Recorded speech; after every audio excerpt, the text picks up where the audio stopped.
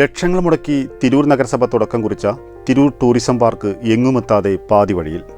DTPCയുടെ നിയന്ത്രണത്തിലാണെങ്കിലും തിരൂർ നഗരസഭയ്ക്കും കാര്യമായ ഇടപെടലുകൾ നടത്തേണ്ടതുണ്ട്.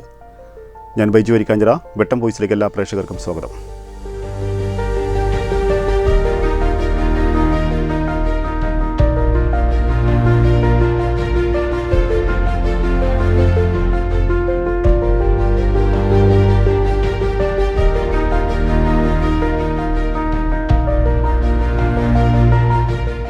മലപ്പുറം ജില്ലാ പഞ്ചായത്തിൻ്റെ സഹകരണത്തോടെ തിരൂർ പുഴയിൽ ആരംഭിച്ച ബോട്ട് സർവീസും മാസങ്ങൾ പിന്നിട്ടതോടെ എങ്ങുമെത്തിയില്ല.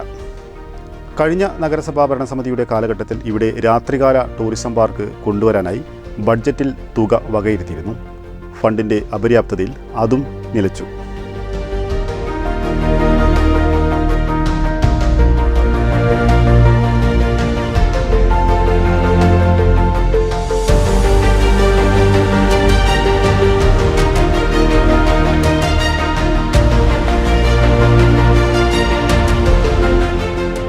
പുതിയ ഭരണസമിതി വന്നതോടെ പുഴയോരത്തിനോട് ചാരയുള്ള ഫുട്പാത്ത് കട്ടവിരിക്കൽ നിർമ്മാണം പൂർത്തിയാക്കുമെന്നാണ് പറയുന്നത്.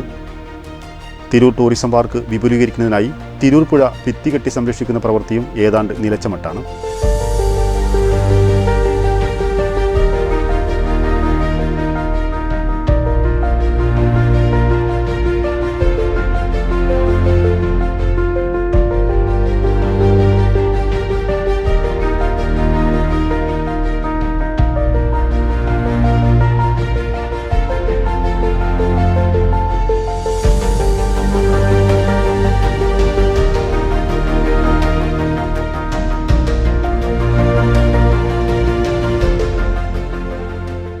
സ്റ്റേഡിയത്തിനോട് ചാരയുള്ള പുഴയോട് ചേർന്ന ഭാഗം ഭിത്തികെട്ടി സംരക്ഷിച്ചാൽ ബാക്കി വരുന്ന സ്ഥലം പാർക്കിനായി ഉപയോഗിക്കാമെന്നാണ് പുതിയ ഭരണസമിതിയുടെ കണ്ടെത്തൽ.